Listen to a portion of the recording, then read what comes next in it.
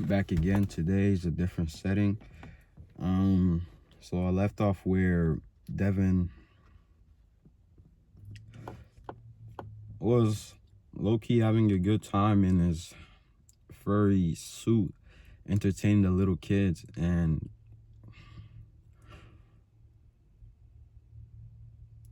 he got exhausted in that big suit, so he went on his break. That's where he met up with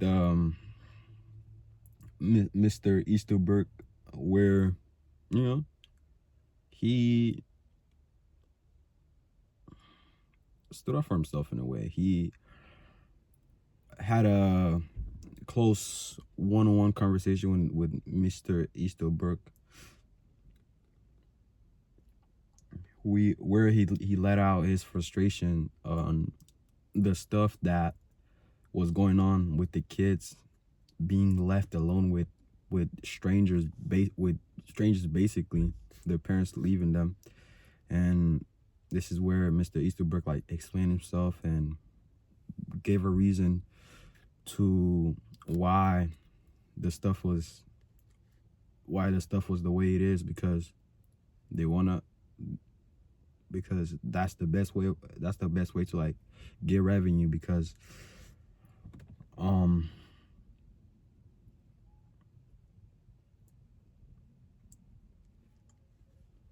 with oh my gosh, I'm phone blank. Because babysitting other kids, babysitting the little kids is the best way to revenue money, because their parents don't have to worry about them. And instead of, if they didn't have that system where they take the kids from their parents for a couple of hours, then they would be losing revenue.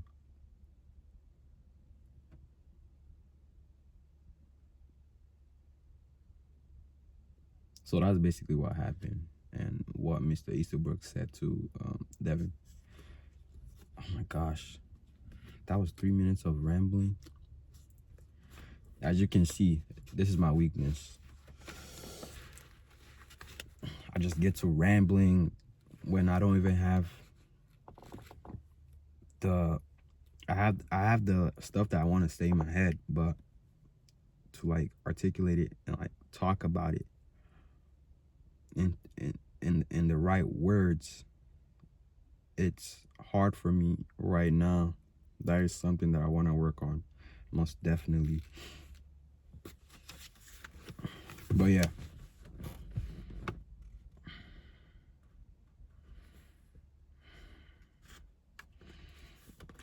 hoopsie music. Oh yeah, and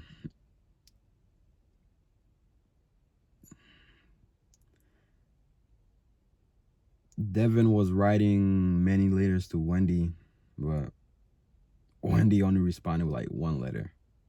And I left off where Devin is frustrated because Wendy's not reciprocating the same energy that Devin expects, or that the same effort that Devin put in. Hoopsie music. Hope you're good. No love. No, do you miss me? Just hope you're good. And although, judging by the bumps and jags and ink blots, the card had been written while on the move in Renee's car, Wendy didn't have one. They both sounded either stoned or drunk on their asses. The following week, I sent 4 more letters, plus an errand photo of me wearing the fur from Wendy. Nothing in reply. You start to worry. Then you start to get it. Then you know. Maybe you don't want to. Maybe you think that lovers as well as doctors misdiagnose shit all the time. But in your heart, you know. Twice. But in your heart, you know. Twice I tried calling her. The same grumpy girl answered both times. I imagined her wearing Harley Quinn glasses, an ankle-length granny dress, and no lipstick. Not there, she said the first time. Out ran. Not there, and not likely to be there in the future. Grumpy girl said the second time. Moved. Moved where? I asked, alarmed.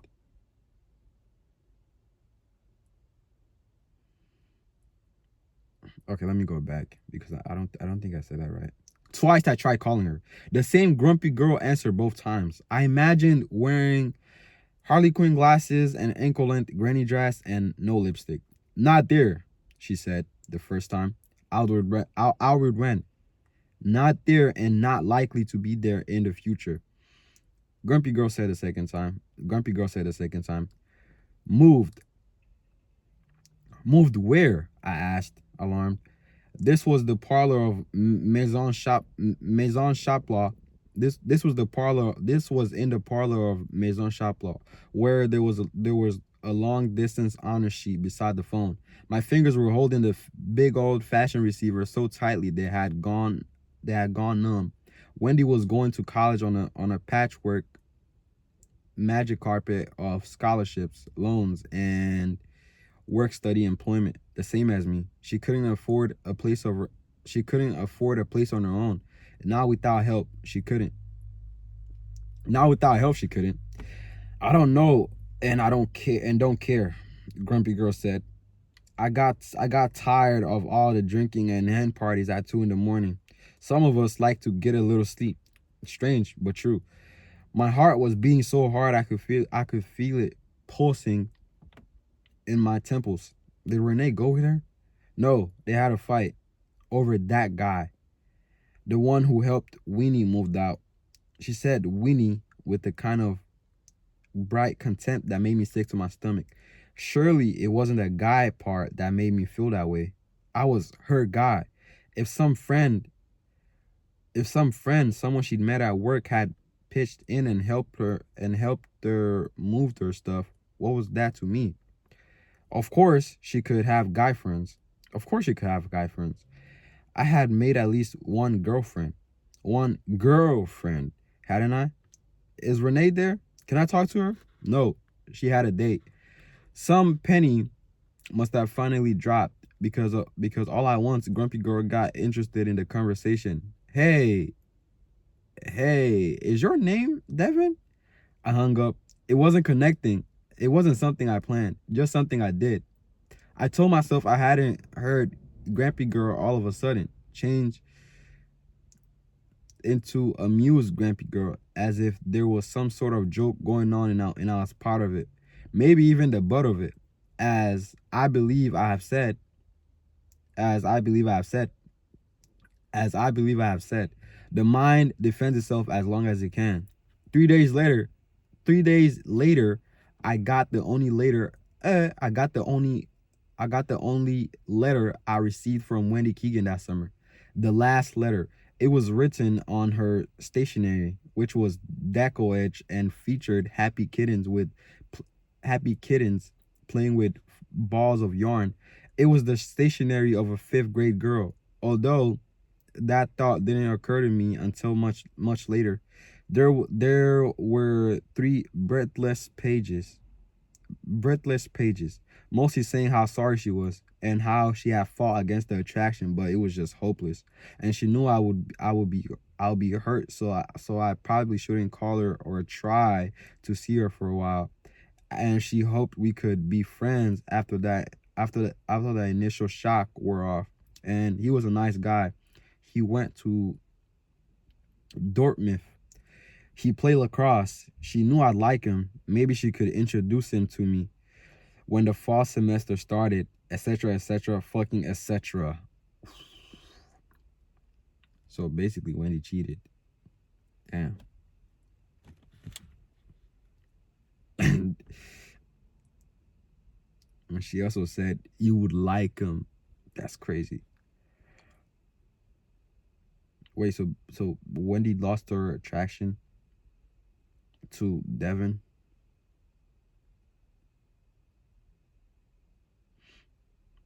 Yeah, basically.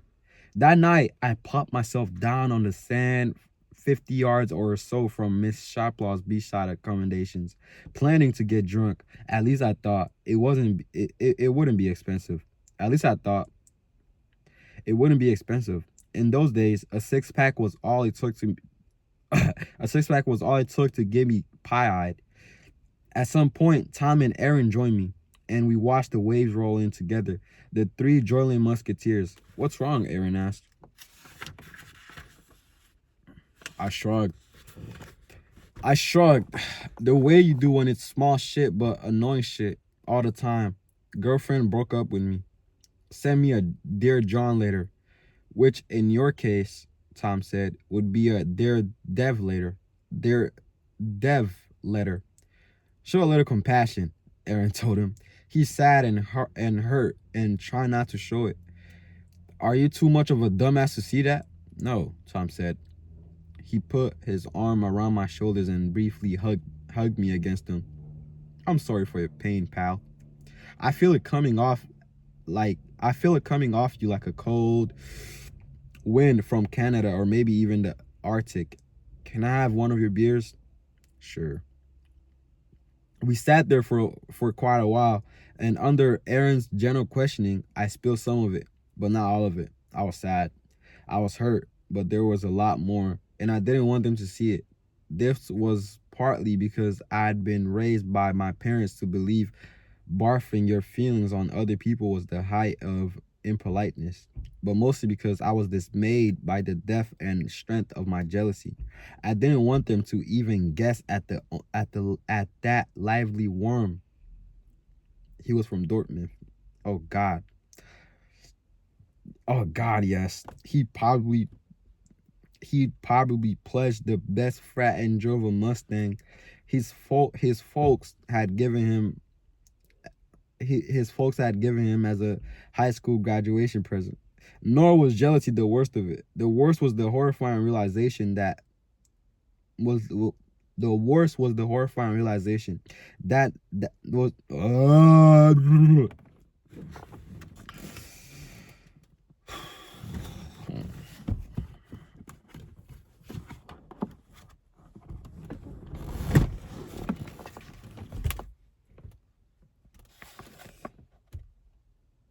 the worst was the horrifying realization. That night, it was just starting to sink in that I had been really and truly rejected for the first time in my life.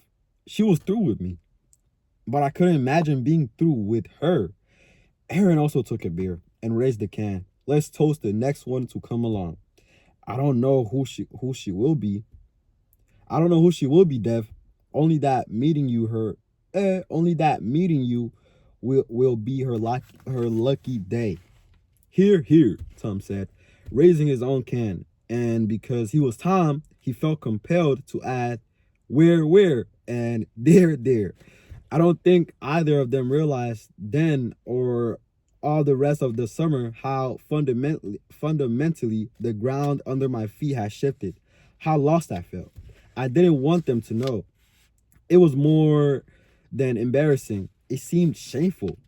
So I made myself smile, raised my own can of suds, and drank at least with them to help me drink the six. I didn't have to wake up the next morning hungover as well as heartbroken.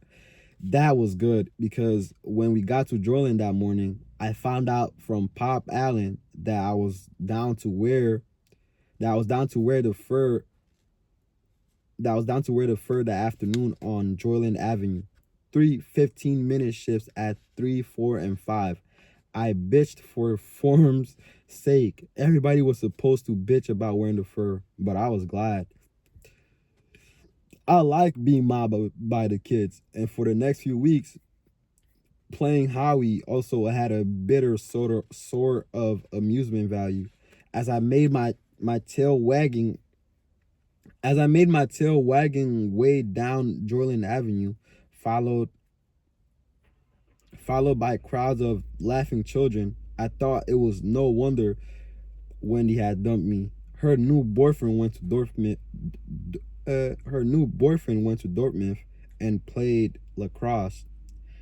Her old one was spending the summer in a third tier amusement park where he played a dog. What's wrong with that?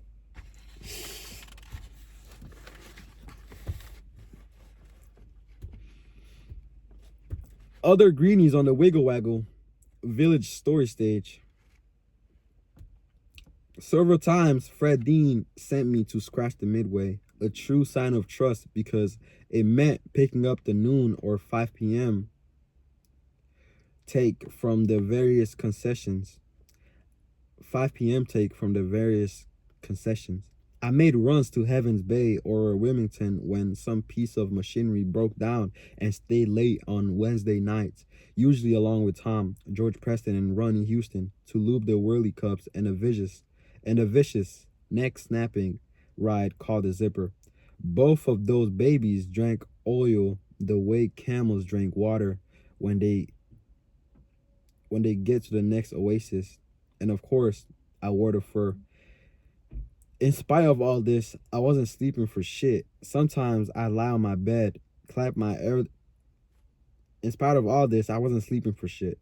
Sometimes I'd lie on my bed, clap my elderly tapped out headphones over my ears, and listen to my Doors records.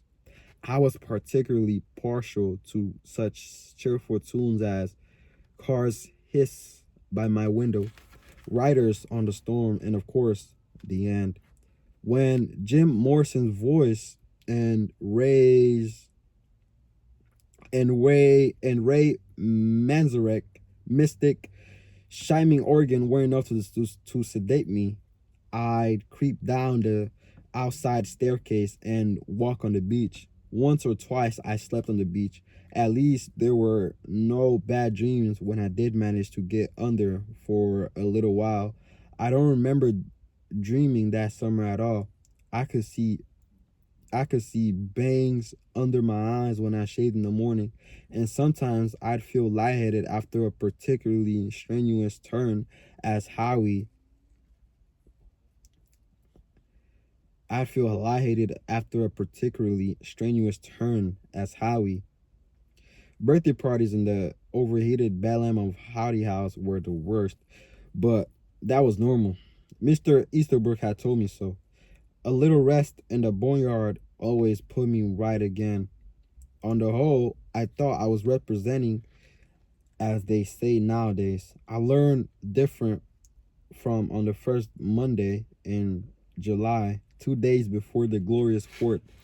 My team, Beagle, reported to Pop Allen's shy first thing as always, and he gave us our assignments as he laid out the pup guns. Usually, our early chores involved toting boxes of prizes made in Taiwan, stamped on most of them, and flashing shies until early gate, which was what we called opening. That morning, however, Pop told me that Lane Hardy wanted me. This was a surprise. Lane rarely showed his face outside the boneyard until 20 minutes or so before early gate. I started that way, but Pop yelled at me, Nah, he's at the simp hoister.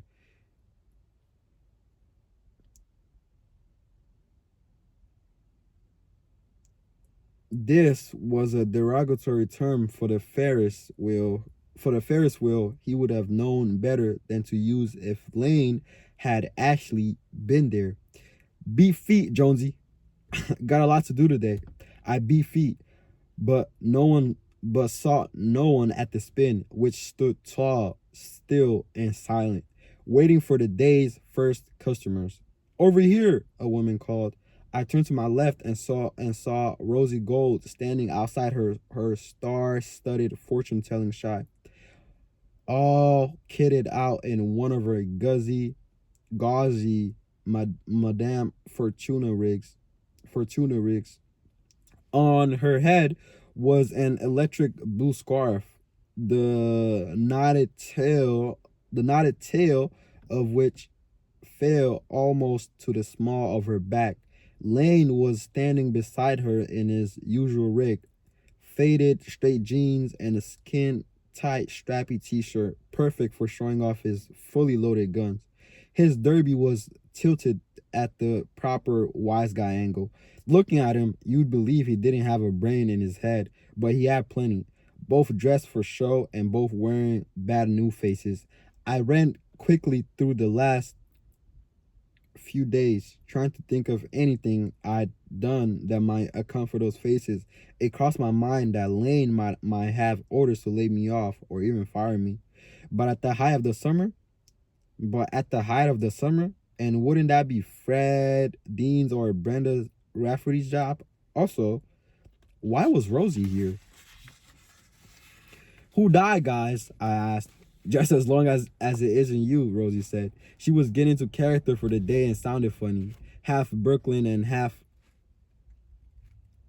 Carpathian Mountains. Huh? Walk with us, Jonesy, Lane said, and immediately started down the midway, which was largely deserted 90 minutes before early gate. No one around but a few members of the janitorial staff, Gazunis in the tech, in the talk, and probably no one around but a few members of the janitorial staff, Gazunis in the talk, and probably not a green card among them, sweeping up around the concessions, work that should have been done in the night before. Rosie made room for one between them. When I caught up, I felt like a crook being escorted to the pokey by a couple of cops. What's this about? You'll see, Rosie Fortuna said ominously, and pretty soon I did. Next to our house, the two connected.